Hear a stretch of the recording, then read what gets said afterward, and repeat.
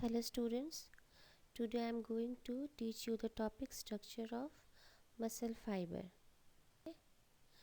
Now coming to the introduction, human body contains three type of muscles: the skeletal muscle, cardiac muscle and the smooth muscle.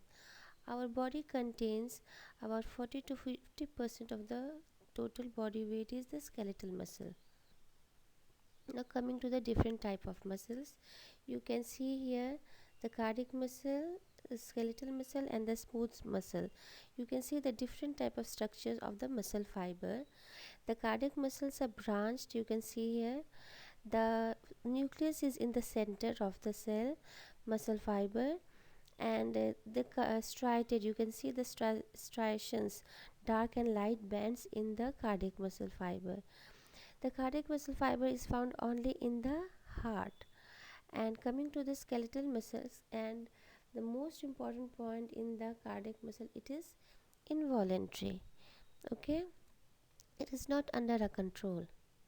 Now coming to the skeletal muscle, these are straight. Okay, you can see the muscle fibers are straight, elongated, and the nucleus are located at the margin of the cell. It is also striated, you can see light and dark bands. Okay, and the skeletal muscles are voluntary, they can be controlled by ourselves.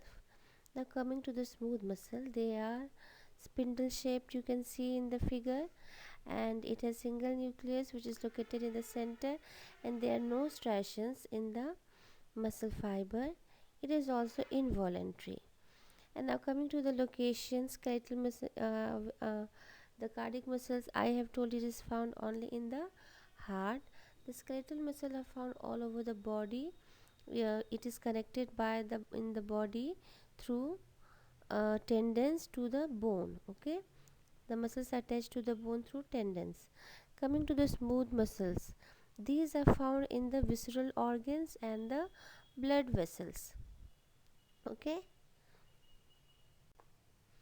now coming to the function of skeletal muscle, this you can say that the skeletal muscle is responsible for the body movements, maintenance of posture, sitting, standing, respiration. The intercostal muscles, the diaphragm helps in respiration. Now coming to communication, the facial muscles helps in verbal expressions and the facial expressions.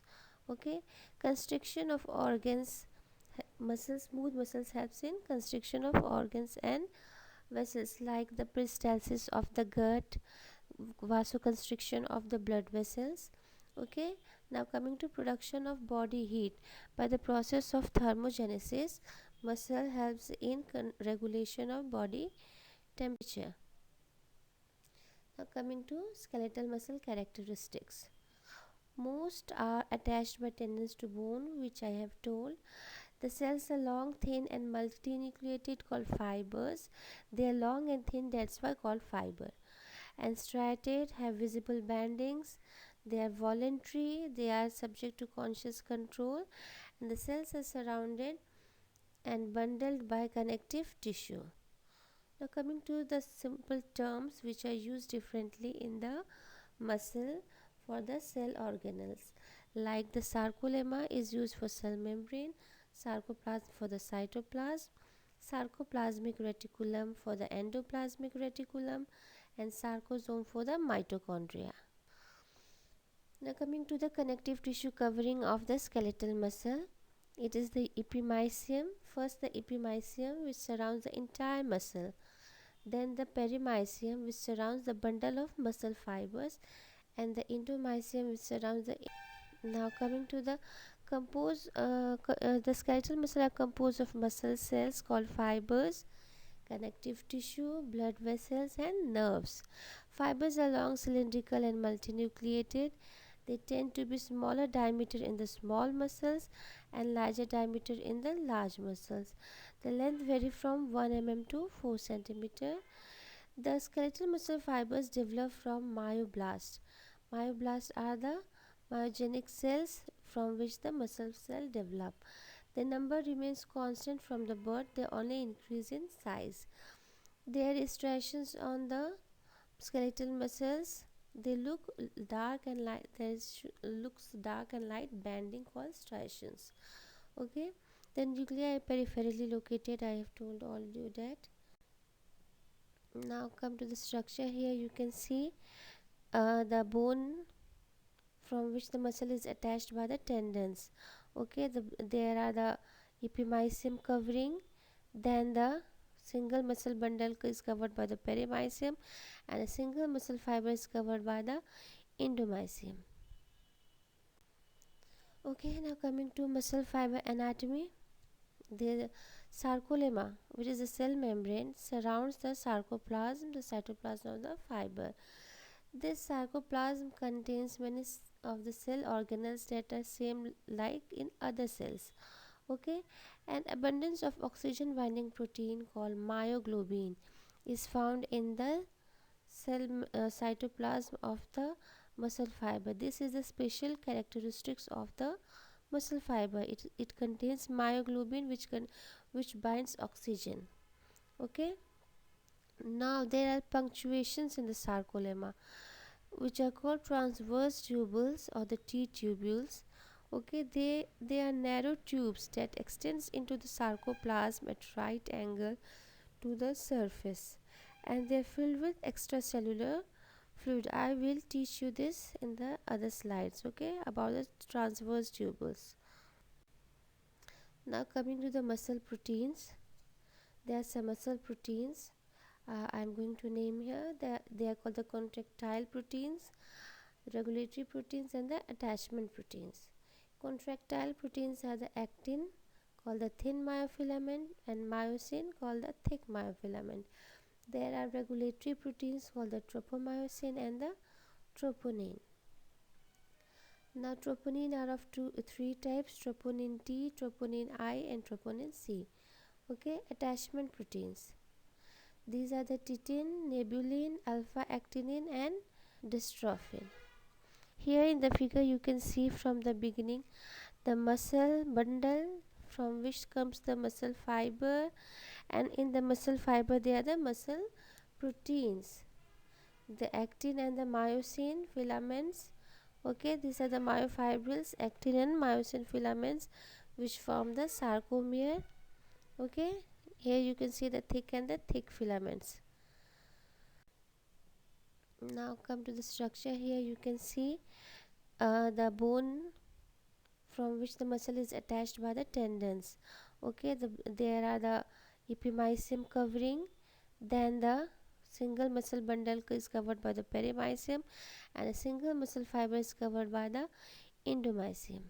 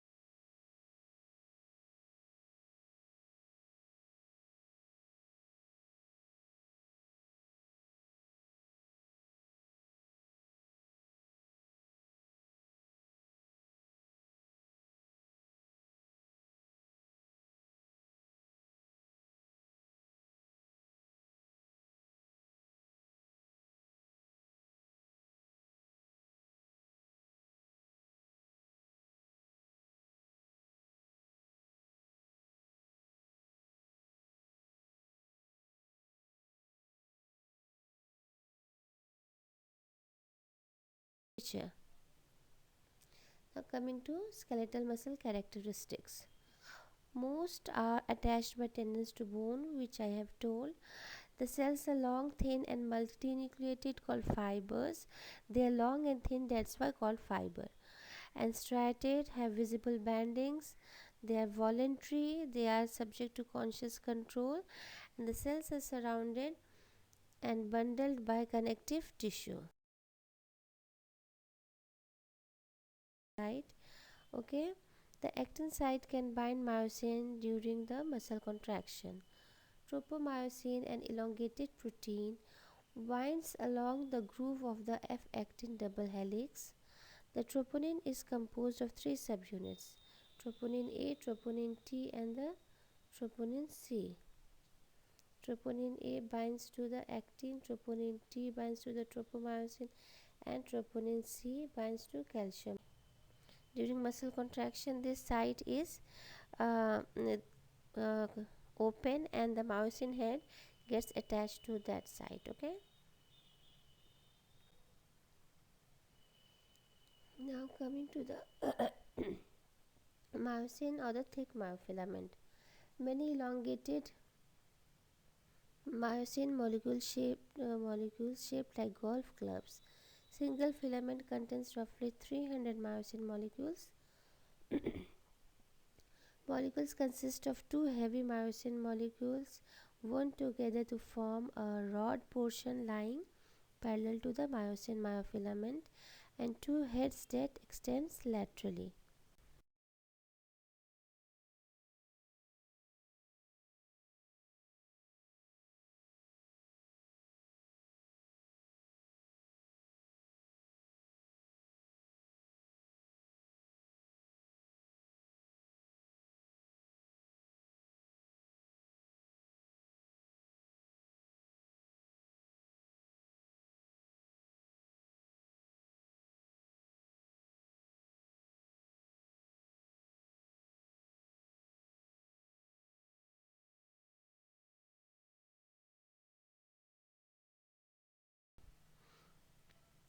Here you can see properly the actin and the myosin filaments.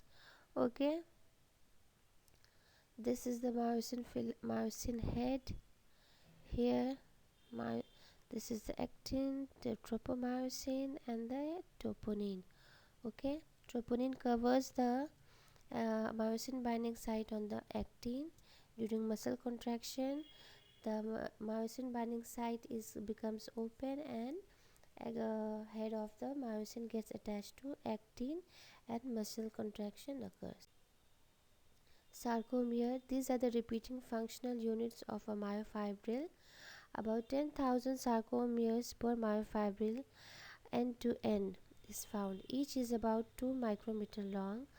Difference in the size, density, and distribution of thick and thin filaments give the muscle fiber a banded or striated appearance. The A band or the dark band, it is seen in the full length of thick filament. Now coming to the simple terms which are used differently in the muscle for the cell organelles, like the sarcolemma is used for cell membrane, sarcoplasm for the cytoplasm, sarcoplasmic reticulum for the endoplasmic reticulum, and sarcosome for the mitochondria.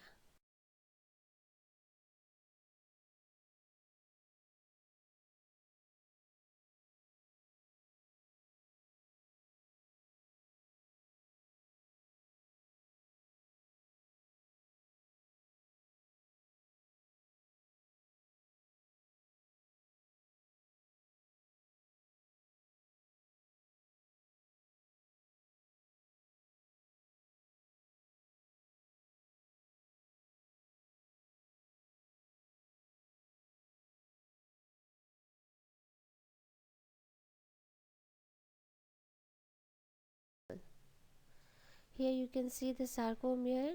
Okay, the purple, you can see the purple structure in the middle is the thick filament, the myosin filament, which forms the A band, darker A band. Okay, and now you can see the green line which extends from the margin of the A band to the Z line, and again on the other side up to the dark band in the next sarcomere. Yeah, okay, means it is the light band extends from the around the Z line on both sides of the sarcomere. Okay, on the margins are the light bands means I band, and in the middle is the dark band, and in center is the M line. Okay, through which the myosin filaments are attached, and around the M line is the H zone. Okay, in the H zone there is only the myosin filaments, no actin filament. Okay,